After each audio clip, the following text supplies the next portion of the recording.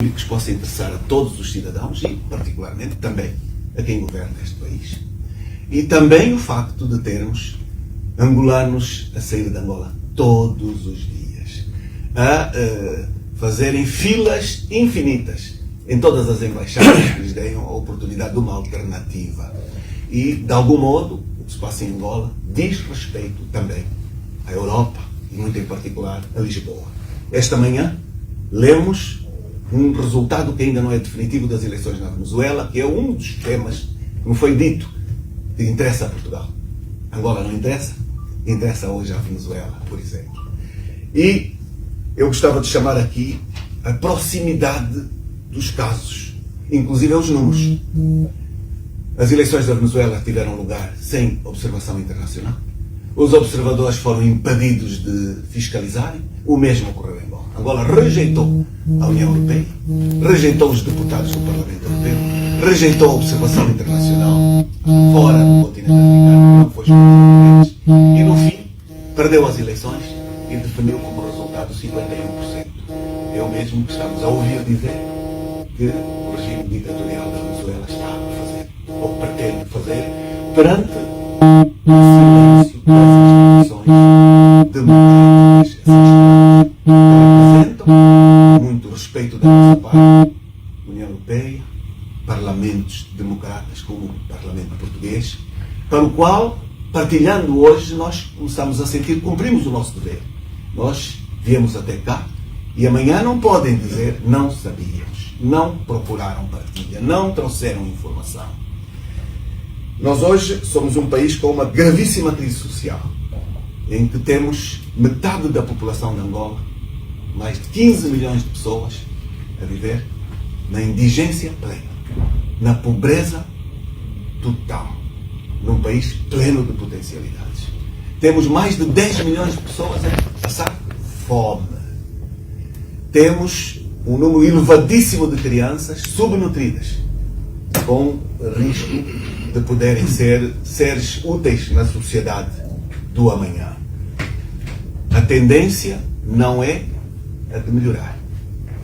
Se este grito que nós fazemos aqui, que nós fizemos em Angola, se este grito não for levado em consideração, se nós, angolanos, não tivermos capacidade de, pelo diálogo institucional, encontrarmos uma inversão para os caminhos que se praticam hoje de atentado ao Estado Democrático e de Direito, caminhamos para um desastre, com consequências sobre o nosso país, seguramente, sobre a nossa região, mas também com consequências sobre os parceiros internacionais que temos.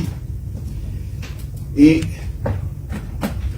da crise social, que tem também base na extrema crise de âmbito económico, nós gostaríamos de dizer aqui que hoje já não são as estatísticas dos partidos políticos, são as estatísticas das universidades, plenas de credibilidade, que nos dizem que o Orçamento Geral do Estado, que se aprova na Assembleia Nacional, é violado completamente, não é cumprido.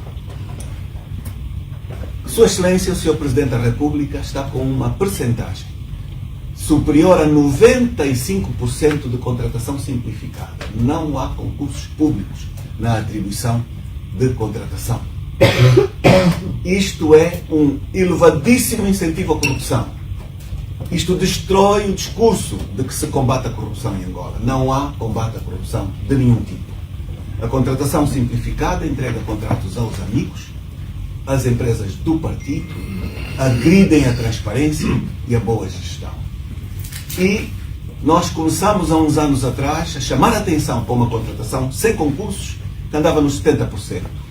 De ano após ano passou dos 70% aos 80%, dos 80% aos 90% e hoje passou aos 95% de contratação simplificada. As linhas de crédito que alguns países levam para Angola têm imediato destino da contratação simplificada, através das empresas amigas do Partido Estado. E, portanto, também esta portuguesa terá o mesmo destino que, sem precisarmos de esforço nenhum, o Presidente da República disse-o em plena conferência de imprensa com o Primeiro-Ministro português ao lado, que os 500 milhões de euros que tinham sido levados, ele já tinha decidido o seu destino. Portanto, por voz própria, o Presidente da República de Angola diz que é ele que decide os destinos dos dinheiros que são levados para Angola. Não tem transparência, não tem instituições de rigor, não são tratados com critérios de exigência transparente e de boa gestão, tem decisão política. E é importante que quem dirige países democráticos saiba e não diga que não ouviu, que não se pronunciou quando estas afirmações foram feitas. Portanto, este é o destino de Angola, um país que está sem rumo. Nos últimos tempos, não satisfeitos com a contratação simplificada, vêm as deliberações de entregas de fundos por decisão do Presidente da República. As várias instituições que, tendo recebido fundos do orçamento, utilizaram-no sem prestação de contas e foram reforçados sem ir ao Parlamento numa revisão do Orçamento Geral do Estado. Isto hoje tornou-se uma prática diária em que as mais diversas instituições recebem fundos decididos pelo Sr. Presidente da República sem alteração do Orçamento Geral do Estado. E, portanto, nós caminhamos para um desastre absoluto. De onde vêm estes fundos? Estes fundos seguramente não vêm sequer do petróleo que está todo vendido. Hoje Angola reduziu a 50% a sua capacidade produtiva, há uns anos atrás. De 2 milhões de barris de dia, hoje estamos a uma média de 1 milhão de barris de dia. Todos direcionados ao pagamento de uma dívida que não para de crescer e que ultrapassou de longe os limites que o próprio Orçamento Geral do Estado impõe, que são os 60% do PIB. Nós passamos de longe os 80% e há especialistas que já chamam a atenção que já podemos ter passado dos 100% a vários níveis, porque a estatística que Angola utiliza não é verdadeira. Este é um outro elemento extremamente grave. E, portanto, enquanto dirigentes, deputados, presidentes de partidos, angolanos, nós temos a obrigação de trazer a comunidade, os senhores jornalistas, a imprensa nacional e internacional, uma partilha da realidade, tendo eu a plena consciência que estamos a fazê-lo hoje num país que tem liberdade de imprensa, que tem pluralidade da comunicação social, que dá acesso e ouve os partidos da oposição, não apenas o partido do poder, e que aqui nos seja oferecida uma cobertura isenta dos conteúdos que nos são negados em Angola. Se for para o plano institucional, os angolanos maturaram. Apesar deste cenário, hoje a juventude tem consciência participativa, sabe que deve ser partícipe dos seus destinos, sabe o que se passa no seu país, mas enfrenta um regime violento. E as mulheres são também conscientes, participam, há um crescimento da consciência pública. E hoje, se formos a qualquer auscultação pública, os angolanos pedem a realização de reformas. Os angolanos pedem como uma das prioridades das reformas a realização das autarquias locais. Os angolanos pedem a revisão da Constituição. Os angolanos pedem o fim da partidarização da Comissão Nacional Eleitoral, bem como o fim das ordens superiores ao Tribunal Constitucional, que junto à Comissão Nacional Eleitoral são as duas instituições que dão, diria, não a legitimidade, porque esta dá ao povo e o povo não a deu, mas a legalidade das instituições. Esta legalidade é-lhe atribuída pela Comissão Nacional Eleitoral e é complementada pelo reconhecimento do Tribunal Constitucional. Ambos partidarizados, ambos transformados em comitês de especialidade do partido que governa. Os angolanos querem a reforma da justiça, que atinge seguramente o Tribunal Constitucional, e querem a revisão da lei da Comissão Nacional Eleitoral, no sentido de acabar com um partido que tenha o domínio e a maioria absoluta dos comissários e que decide em causa própria a legitimidade do poder político, ou a legalidade deste poder político. Existem na Assembleia inúmeras iniciativas para trazer ao estádio democrático estas leis, que habitualmente são todas revistas em cada campanha eleitoral. Com o jogo lançado, foi assim na última campanha eleitoral. Reviu-se a Constituição, reviu-se a lei eleitoral, reviu-se a lei da Comissão Nacional Eleitoral, reviu-se a lei de imprensa, com o jogo em andamento. Não houve um único debate entre candidatos. Portanto, esta é Angola. Esta é Angola. Portanto, nós estamos hoje com 2 diplomas muito importantes da Assembleia Nacional. Uma deliberação do Conselho de Ministros para uma nova divisão político-administrativa do país, que mais não é do que retardar e impedir da realização das eleições autárquicas em Angola, porque o partido do regime tem medo do voto do cidadão. O partido do regime perdeu as eleições, não conseguiu, inclusive em Luanda, fazê-las vencer, perdeu a capital, perdeu algumas cidades estratégicas e está lançado, sem o mínimo de pudor, a fazer dispersão das comunidades, dispersão dos municípios, dispersão das autarquias, tentando impedi-las. E a nova divisão político-administrativa apareceu com uma proposta de triplicar os municípios do país, com cerca de 580 municípios, em vez dos atuais 164. Sem sabermos de onde foram buscar esses consensos, porque não auscultaram ninguém.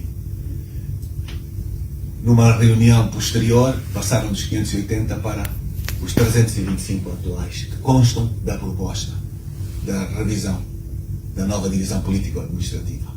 Significa, estamos perante o risco de uma duplicação dos municípios. Numa altura em que nem sequer os 164 foram suficientes para realizar eleições. Nestes 164 temos administrações, temos capacidade estrutural, temos edifícios, temos administradores não eleitos a funcionar e, portanto, é apenas dependente da vontade política a condição de fazer eleições locais. E esta vontade não tem existido exclusivamente de quem está sentado no poder. Imaginem se passarem para 325. Quanto tempo vai levar a criarem-se condições para se construir as administrações? Quanto tempo vai levar para se fazer a superação dos quadros necessários para fazer funcionar estes municípios, as novas províncias criadas em regiões onde o regime tem obtido resultados extraordinariamente favoráveis? E é exatamente onde foi colocar as divisões das novas províncias. Portanto, estamos num jogo político sem ética, sem limites temporais, um autêntico crime de atraso ao desenvolvimento e à democratização da Angola. Nos últimos dias, semanas, foi anunciada a divisão da província de Luanda. Mas não é do que uma tentativa de reverter a perda da capital para a oposição.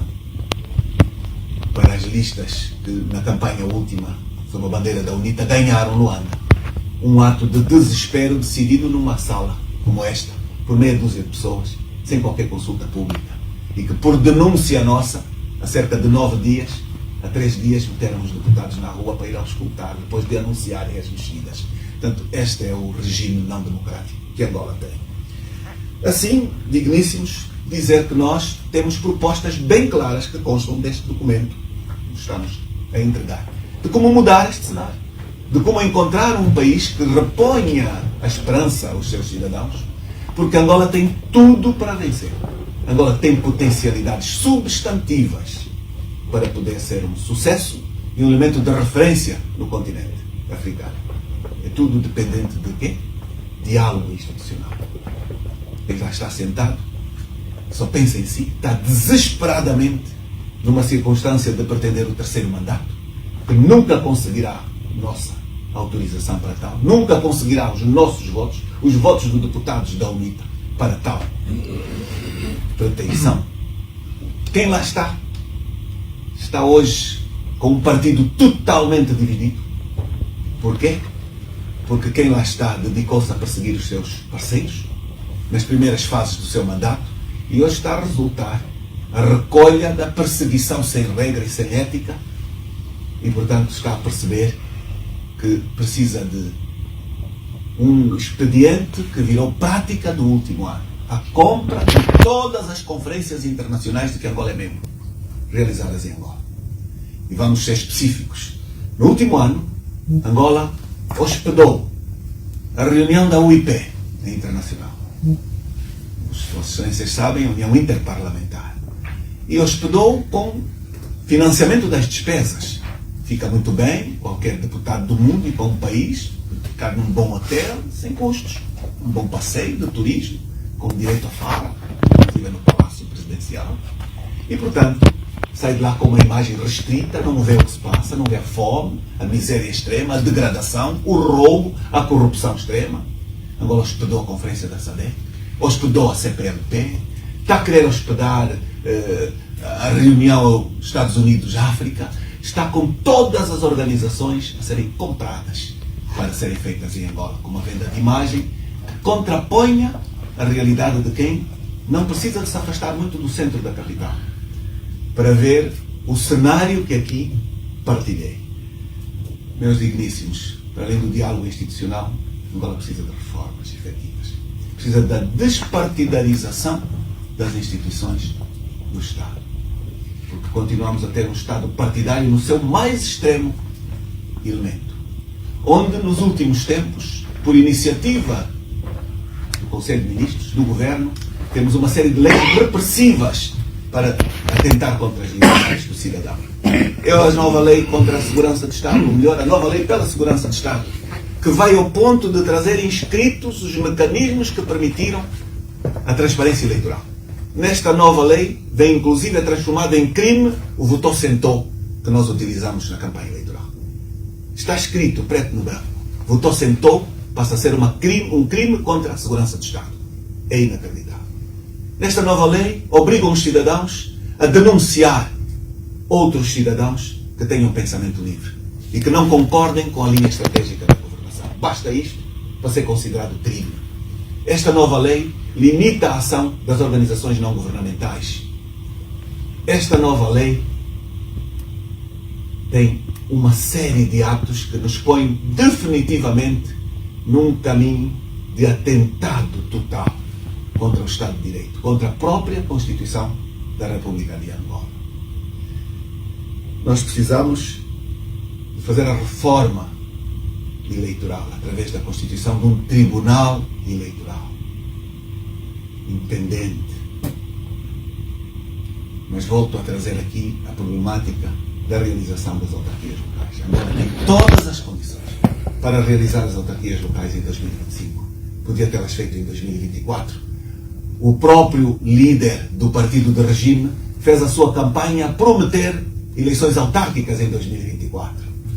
Hoje já veio a público, através de porta-vozes, dizer que mesmo que a única lei que falta aprovar seja aprovada, não há condições de realizar eleições autárquicas até 2027.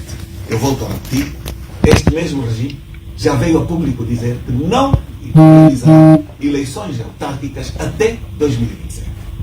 Isto é verdadeiramente uma negação da estabilização do país, da democracia participativa, dos caminhos para o desenvolvimento e da condição de podermos ter um futuro risonho para todos os angolanos, mas mesmo para todos. Oportunidade de agradecer a vossa atenção e deixar a possibilidade dos meus companheiros poderem exprimir leituras complementares à nossa intervenção e depois podermos ter uns minutos de conversa para alguma questão que vossas excelências entendam que não terá sido abordado e que careçam de alguma complementar intervenção. Muito obrigado.